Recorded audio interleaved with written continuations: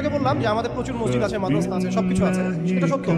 ইসলামের স্বর্ণযুগে যতগুলো ইউনিভার্সিটি ছিল না, আমাদের ঢাকা শহরে গাজীপুরে তার চেয়ে বেশি ইউনিভার্সিটি আছে। ইসলামের স্বর্ণযুগে আমাদের জনসংখ্যা যত ছিল না, আমাদের এখন জনসংখ্যা তার চেয়ে অনেক বেশি।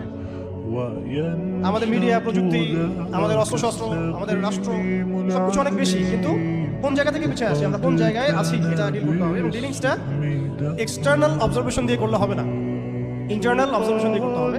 খিদির আলাইহিস সালামের মতো বাহ্যিকভাবে অনেক কিছু মনে হবে, অনেক ইসলামিক দল আছে, অনেক মুসলিমদের সংখ্যা অনেক, একটু আগে বললাম মসজিদ মাদ্রাসা সবকিছু অনেক বেশি, সবই ঠিক আছে। কিন্তু ইন্টারনালি আমাদের কিছু বিষয় দেখতে হবে। ইন্টারনালি কি নাই আমাদের? এক নাম্বার, ইন্টারনালি সেই রাজনৈতিক বৈশ্বিক ক্ষমতা আমাদের হাতে নাই, প্রথম কথা। এবং এটা আমাদের জন্য লজ্জা। একটা সময় ছিল যখন আমরা এগুলো সব হাসিল করেছিলাম, প্রথমে তারা আমাদের কাছ থেকে যেটা কেড়ে নিয়েছে তা হচ্ছে রাজনৈতিক ক্ষমতা। তারা আমাদের কাছ থেকে প্রথমে ব্যক্তি জীবনে ধর্মের স্বাধীনতায় হস্তক্ষেপ কেউ করেনি। কুফাররা, জায়নিস্টরা, কাফের, ফাসিক, মুশরিক, মুনাফিক, এদের যে ঐক্য জোট ছিল, তারা প্রথমে আঘাত করেছিল আমাদের খিলাফায়। তারা প্রথমে আমাদের ব্যক্তি জীবনে এসে আঘাত করেন, নামাজ পড়তে পারবা না, পর্দা করতে পারবা না, গরুর গোশত নিয়ে হাঁটতে পারবা না, দেখলেই পিঠায় মেরে ফেলবো। এই জায়গায় তার আগে আঘাত করেনি আমাদেরকে। আমাদেরকে সবার আগে আঘাত করেছে রাজনৈতিক জায়গায়। আমাদের খেলাফা কনসেপ্ট তারা ভেস্তে দিয়েছে, ভেঙে দিয়েছে। এরপরে সেই খেলাফা কনসেপ্টটাকে দূর করে দিয়ে তারা 50 থেকে 57টার মতো ক্ষুদ্র ক্ষুদ্র রাষ্ট্রে আমাদেরকে বিভক্ত করে দিয়েছে। এরপরে শুধু তাই নয়, এটা তো গেল বিভক্তি, কাঁটাতারের বেড়া, যেটাকে আমরা নাম দিয়েছি জাতীয়তাবাদ।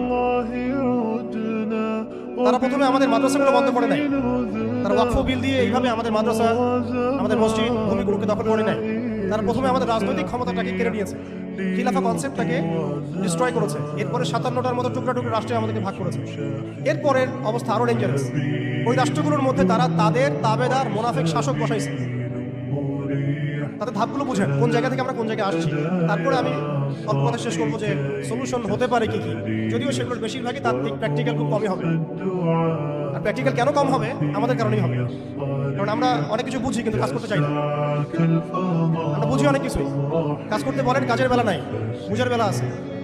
এগুলো আমরা বুঝতে আসি 100 বছর থেকেই। কেউ বুঝেও বুঝি না, কেউ দেখেও দেখি না, শুনেও শুনি না, ওইদিকে পরে আসি, হার্ডলাইনে চলে যাবো। এখন রাষ্ট্র ভাগ করার পরে আমাদেরকে জাতীয়তাবাদে বিভক্ত করা হয়েছে। এরপরে আরো মারাত্মক যে কাজটা করা হয়েছে সেটা হচ্ছে আমাদেরকে নিরস্ত্রীকরণ করা হয়েছে। আপনি আপনার রাষ্ট্রের অভ্যন্তরে নিজের ইচ্ছায় আপনি বিশ্বের মারণাস্ত্রগুলো তৈরি করতে পারবেন না। তারা আপনাকে আইন করে দিয়েছেন, ব্যান করে দিয়েছেন।